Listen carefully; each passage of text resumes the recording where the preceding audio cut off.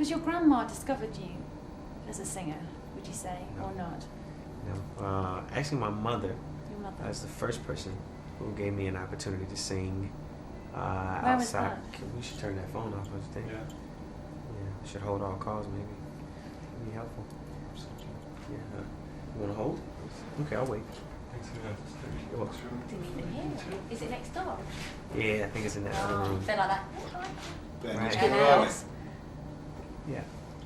Ben, Huh? you cut. No. We're rolling. Let's get rolling. Cool. Sorry, guys. I'm just trying to sing. You ready? Sorry, man. It should have been unplugged. But It's all right. can you get it, Aaron? We're good now. So, Just wait a So- second, stay on there. put them down. Thank you. Thank you. So it was your mother who discovered your voice, was it? Yeah. I think That it would was. be a natural thing, I suppose, wouldn't it? Being your mother. Yeah. Well, my mother was a youth director of a choir that she conducted at our church. My mother actually sang in the choir. I mean, of course, I'd sing every song that was on the radio, and I'd sing with my friends, but I never knew it as a career or something that I would really want to work at, to potentially make it a job or, a passion of mine.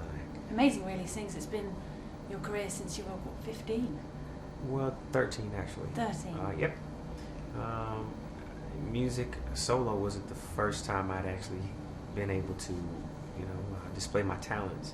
I was in a group for a very short amount of time. This was an anti-youth drug group in Chattanooga, Tennessee, which is where I'm from. And, we travel around the city and go to high schools and talk about, gang violence, talk about drug abuse, talk about, dropouts and different things like that, just to kind of instill a positive message in the kids, which, surprisingly stuck with me. When I actually reestablished myself, I decided to do philanthropic work. Could have started there, mentoring.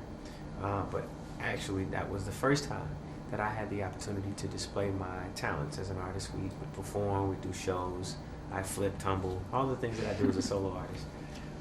Eventually, we moved from Chattanooga, Tennessee to Atlanta.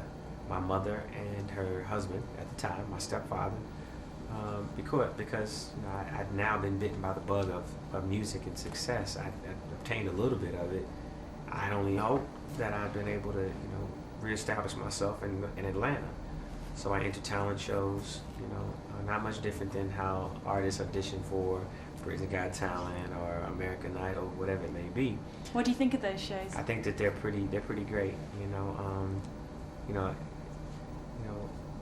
It's the Because they're a bit controversial. Some people like them. Some people think that they sort of bring people on too early who perhaps well, should go I to mean, music I school will and say this: things. I have been of the opinion that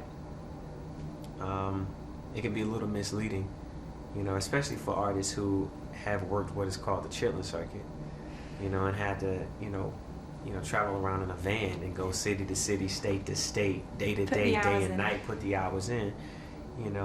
These shows make it a lot easier. But, those opportunities pave the way. I mean, you go all the way back to, Berry Gordy when he had his review. All of the artists traveled on a bus and, they would perform. And that was the way that they kind of build, a catalog and built what is the legacy of Motown. Anyway, I moved to Atlanta.